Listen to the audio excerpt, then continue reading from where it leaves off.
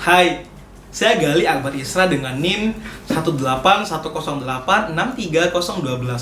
Video ini dibuat dengan persiapan yang singkat, tapi tenang, ini pasti gokil kok. Dan video ini ditujukan untuk memenuhi tugas UAS lobby dan negosiasi. Sadar atau enggak, sebagai manusia, salah satu naluri terbesar kita dalam kehidupan yaitu pengen ketika kita ngelakuin negosiasi dengan orang atau pihak lain, pasti punya keinginan buat selalu harus kudu mesti wajib jadi pihak yang diuntungkan. Iya nggak sih? Jika iya, tenang, ini normal kok. Tapi bakalan aneh kalau kamu berpikir sebaliknya. Tapi terkadang ini cuma angan-angan belaka doang, karena nggak semua apa yang kita rancang, rencanain, dan jalani dalam proses negosiasi bakalan sesuai dengan harapan kita. Nah, kita bakalan bahas ini. Gimana cara lobby dan negosiasi yang oke untuk bisa wujudin harapan kita menjadi pihak yang diuntungkan. Atau setidaknya dalam proses lobby dan negosiasi itu jadi lancar.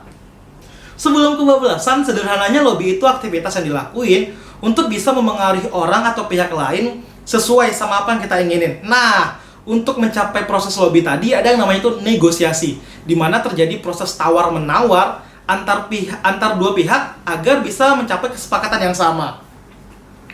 Jadi kalau disimpulin sebenarnya mungkin dua ini adalah hal yang beda, tapi perwujudannya sama. Balik lagi nih sesuai sama angan-angan kita di awal tadi, dimana kita harus jadi pihak yang diuntungkan. Untuk menjawab pertanyaan ini sebenarnya banyak formula yang bisa kita pakai, banyak tips, banyak kiat-kiat, banyak lah pokoknya yang bisa kita pakai buat ngelaksanain hal ini. Toh ketika kita dikasih waktu yang panjang dan dikasih waktu buat presentasi, kita bisa menyiapkan materi presentasi dengan sebaik-baik mungkin. Tapi gimana kalau waktu yang diberikan itu singkat? Atau gimana kalau waktu kita pas negosiasi itu cuma kecil banget? Nah, ada istilah yang namanya itu elevator pitch, di mana ini jenis lobby yang waktunya singkat doang. Nah, kita harus mampu buat ngendalin situasi, nyampein apa yang ingin dituju, dan tawaran apa yang akan kita berikan kepada pihak dan orang lain. Sederhananya, kita harus bisa bikin orang lain terkesan dengan waktu yang minim, tapi dengan cara singkat, padat, dan jelas. Selanjutnya, buat bisa nyampein ide atau apa sih yang bakal kita tawarin waktu proses negosiasi, ketika jenis lobby yang kita ketemuin itu adalah elevator pitch, punya waktu yang singkat, kita bisa ngelakuin hal ini. Nah, sebelum itu kita harus kenalan dulu nih sama framework yang bernama Golden Circle, di mana konsep ini kalau divisualisasiin ada 3 lingkaran yang bertumpuk, yaitu ada what, terus ada how, terus ada why. Nah, sebaiknya dalam proses negosiasi, kita mulai dulu nih, ketika apa yang ingin ditawarkan itu dengan mulai bagaimana. Tapi pertanyaan mungkin bagaimana ini bisa terjadi atau mengapa ini bisa terjadi. Nah, selanjutnya kita baru sampai ke poin bagaimana proses ini atau bagaimana cara kita ngewujudin hal itu. Baru deh di akhir kita sampai ke tahap apa yang menjadi tawaran kita atau apa yang jadi produk kita. Mungkin bisa seperti itu. Poinnya di sini adalah ketika kita mulai dengan apa dulu, secara logika kita bisa menerima apa yang disampaikan, tapi nggak terkoneksi dengan kepercayaan kita.